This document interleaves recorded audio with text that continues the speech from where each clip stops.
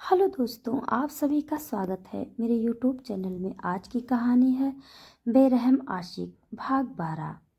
अगर आपने अभी तक पिछले वाले भागों को नहीं देखा है तो प्लीज़ आप सब पिछले वाले भागों को भी देख लीजिएगा। अभी तक आपने देखा, सना ने बहुत प्यार से एक बार पीहू को देखकर उसे चूमा था। फिर लगभग दौड़ लगाती हुई उस तरफ बढ़ने लगती है, जहां पहुंचकर लिफ्ट का डोर ओपन करते ही वैद्युत का पर्सनल असिस्टेंट जैक उसके सामने पेश हो जाता है। सना ने इस बात का भूल कर भी अंदाजा नहीं लगाया था। जैक को यूं अचानक अपने सामने देखकर सना जल्दी से खुद के पक्ष में बोलती है, आप लोग यहाँ? और अब आगे? मैं आ रही थी। सना इससे आगे के जैक से कुछ कह भी पाती। जैक उसे अपने साथ चलने का इशारा करता है और न चाहते हुए भी सना को वैद्या के साथ बंधे समझौते में होने के कारण चलना ही पड़ता है। सना ने अपने हाथ को आगे की तरफ बढ़ाते हुए वैद्या के रूम का डोर खोल दिया था, जहां आगे की तरफ कदम बढ़ते हुए उसे किसी के भी कमरे में होने का संकेत नहीं मिल रहा था। पर सना जैसे ही खुद को कमरे में दाखिल करती है, तभी उसे बालकनी की तरफ से बहुत तेज सिगरेट की स्मेल आने लगती है, जो इस बात का एहसास था कि वैद्युत जरूर उसके आसपास ही है। जिस पर सना एक लंबी सांस खुद में खींचती है और खुद की तेज चलती धड़कन की आवाज़ सुनने लगती है, जो उसके कपकपाते शरीर की थरथराहट के साथ उसके अंदर की हिम्मत का परिमाण दे रहा था। और इससे पहले कि सना अपनी आंखें खोलते हुए कुछ और सोच पाती कि तभी वो देखती है कि वैद्युत ठीक उसके सामने किसी शैतान की तरह खड़ा हो उसे देख रहा था, जिसकी काली आंखें उस कमरे में फैली लाल रोशनी की तरह चमक रही थी। जिसने हमेशा की तरह ऑफिस कोट कैरी किया था, जिसमें उसकी पहने व्हाइट शर्ट के बटन खुले होने के साथ उसकी चेस्ट को दिखा रहे थे। परंतु इस बार अगर वैद्या की बॉडी पर कुछ अलग था तो वो उसके सीने का अजीब सा टैटू था, जो सना इस बार वैद्या की चेस्ट पर बना पहली दफा देख रही थी।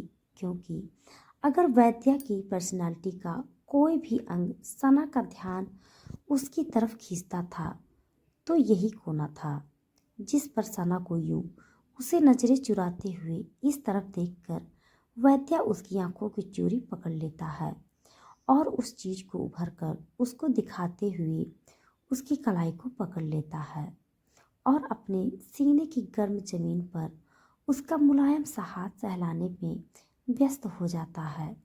जिस पर सना की आंखें अचानक से इतनी बड़ी हो जाती हैं कि जिसके साथ उसे लगता है कि उसके सीने का दिल अब ज्यादा वक्त नहीं लगने वाला। इस बीच धड़कते धड़कते उसके मुंह तक पहुंचने में सना अब न चाहते हुए भी वैद्या की पकड़ से अपना हाथ पीछे खींचने में कामयाब नहीं हो पा रही थी। उसे ये बात इस समय कंफर्म हो चुकी थी कि वैद्या उसकी सोचने से भी कहीं बड़ा सनकी है, जो क्या करने की कोशिश में है। यूं इस तरह उसके हाथ से अपने शरीर पर सहलाहट को पैदा करके तो वहीं वैद्या के रोम रोम में जो सना के हाथों की ठंडी ठंडी सीलन पैदा कर रही थी, उसकी अहमियत का एहसास वही जानता था।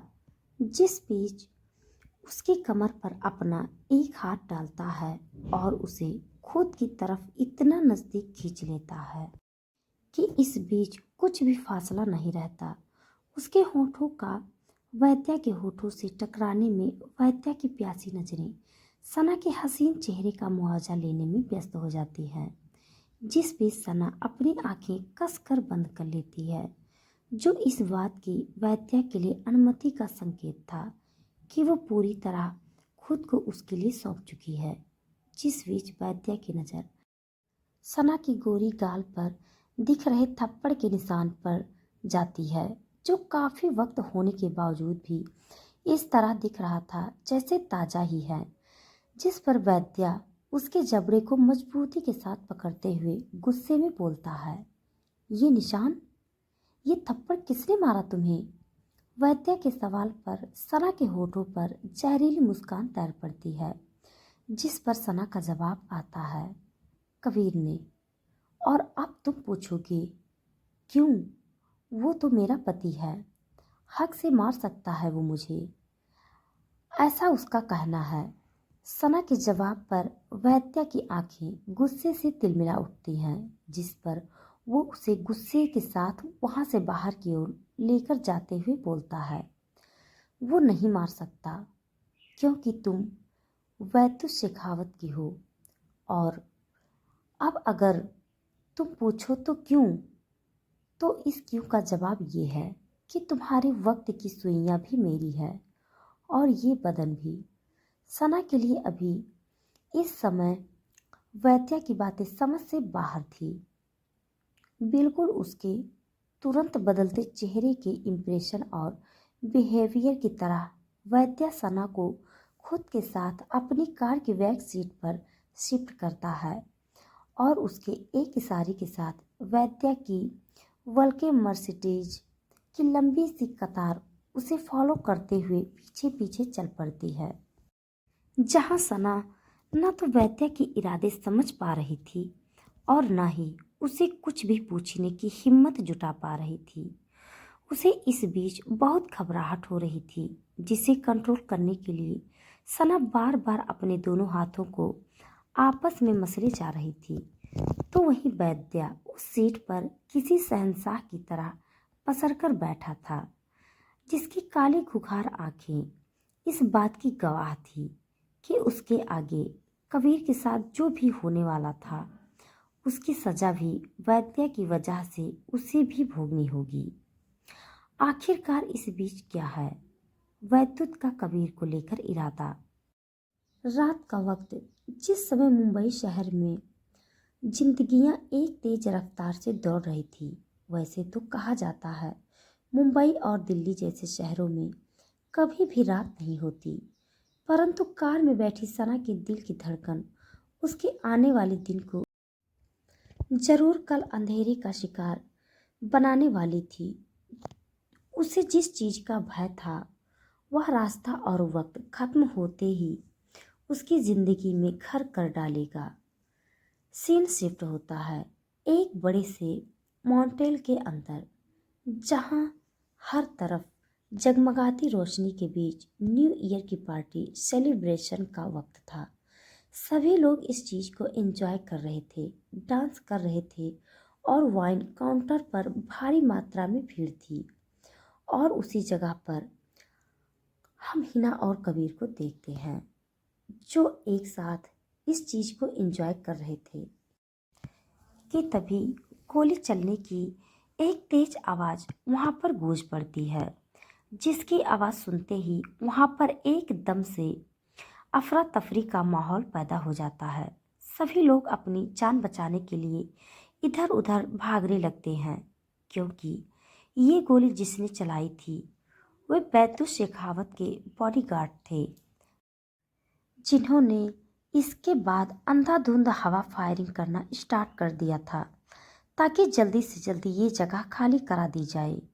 जिस बीच कबीर की नज़र जैसे ही लोगों की भीड़ को चीरते हुए सना और वैद्युत को देखती है, तो एक पल के लिए उसकी सांसें उसके गले में अटक जाती हैं, जिस पर वह इधर उधर देखता है और अपनी जगह पर किसी भूत की तरह खड़ा रहता है, जिन्हें कुछ ही पलों में वैद्य के बॉडीगार्ड्स अपनी गिरफ्त में ले लेते हैं।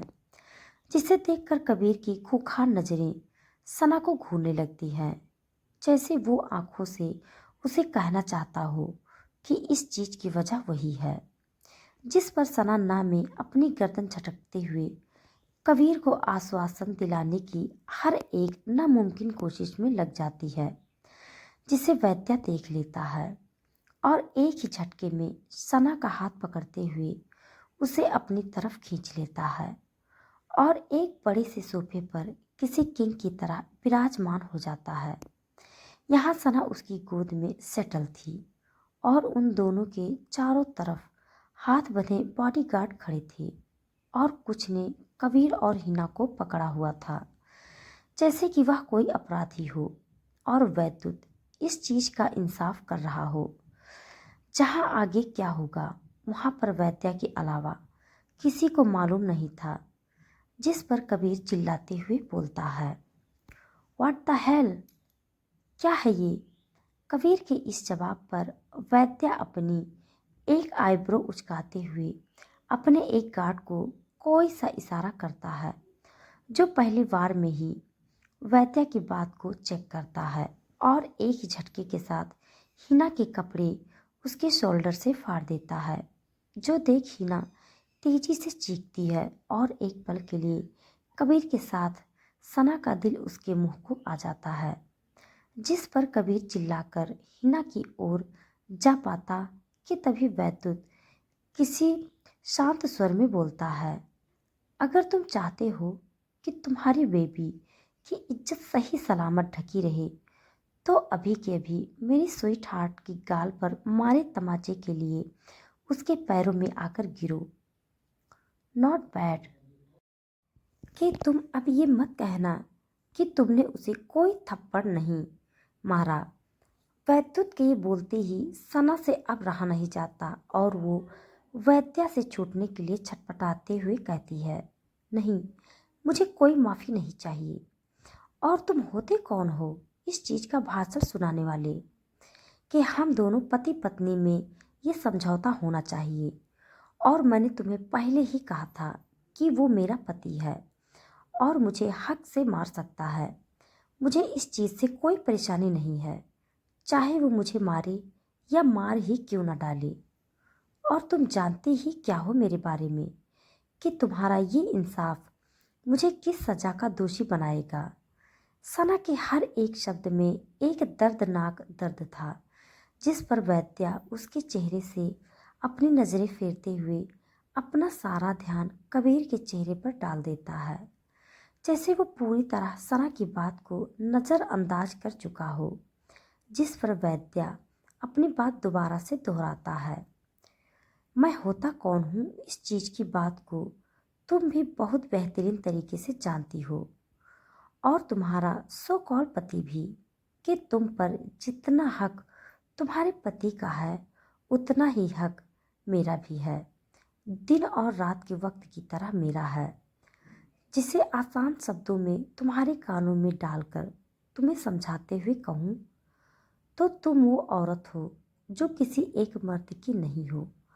वैद्या के ये कहते ही सना के चेहरे पर एक गहरी चुप्पी घर कर लेती है, जिस पर इस बार वैद्या के बॉडीगार्ड्स ने हिना को एक साथ नोचने के लिए वहीं पर पड़े सोफे पर घेर लिया था।